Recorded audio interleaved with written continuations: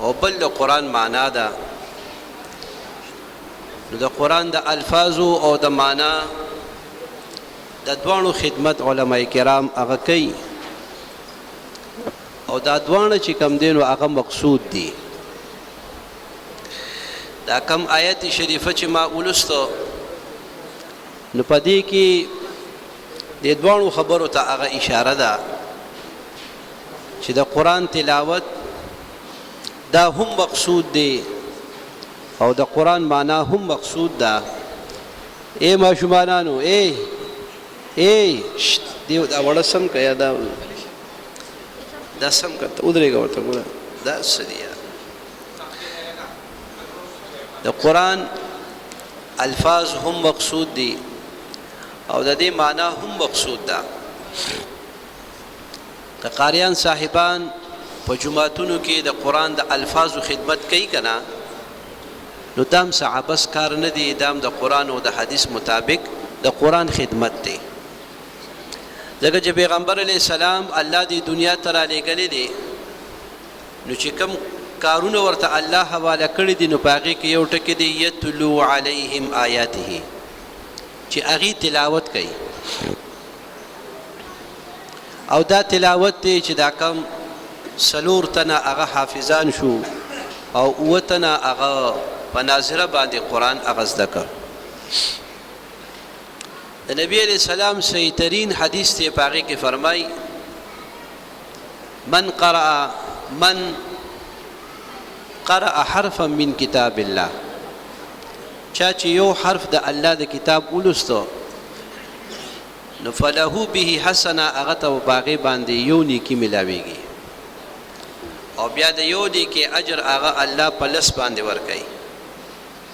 او پیغمبر علیه السلام فرمایي وایي زه دا نه ویمه ولا اقول الف لام میم حرف، وایي زه دا نه ویمه چې دا الف لام میم دا یو حرف دی، ولكن الف حرف ولام حرف ومیم حرف.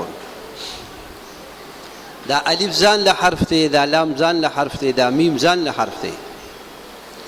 نو ګوره په دې حدیث کې نبی علیہ السلام چې کوم مثال ورکړی دی نو هغه مثال د حروف مقطعات ورکړی دی. حروف مقطعات دا هغه حروف دي چې دا د بعضې صورتونو په سر کې راغلي دي او د دې په معنا او مفهوم باندې الله او د الله رسول پوهیږي. حروف مقطعات د قرآن د دې چې کم په نورانی قاعده کې الف با تا سا راغلي دي، نو چې دا حمزه پکې یو حساب کې نو دا 28 حروف دي. نو دا حروف مقطعات دا د 14 حروفونه جوړ دي. نو د 14 حروفونه دا حروف مقطعات جوړ شوي دي. نو تمام قرآن کې حروف مقطعات د 14 حروفونه راغلي دي. دې مشرکانو ته چیلنج چې موږ د 14 حروفونه حروف مقطعات جوړ کړو، تاسو د دې مقابلو کې ځه دي د هغې نه عاجزه دي. نو نبی علیہ السلام په مثال کې حروف مقطعات ورکړه. دا ولې چې د هغې په معنا باندې ته پوهېږې نه، نو چې ته الف لام میم وې نو تاله پې الله د نبی علیہ السلام د دې وینا مطابق 10 نیکۍ ملاویږي.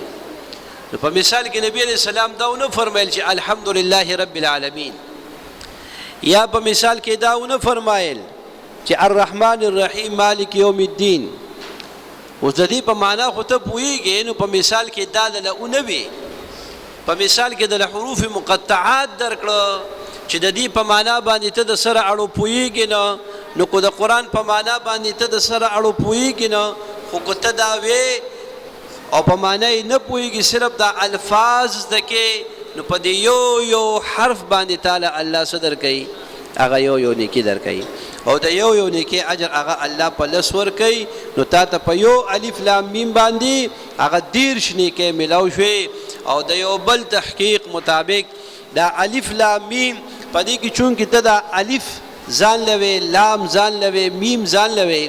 نو په دې الف کې ځان له 3 حروف دي، په دې لام کې ځان له 3 حروف دي، او په دې میم کې ځان له 3 حروف دي. نو دا 9 حروف شو. نو چې دا 9 حروف شو نو تعالی په یو حرف چې لس نیکې ملاویږي، نو په دې 9 حروف تعالی څو نیکې ملو شوي؟ تعالی لس کم سل نیکې هغه په یو الف لام میم باندې ملو شوي.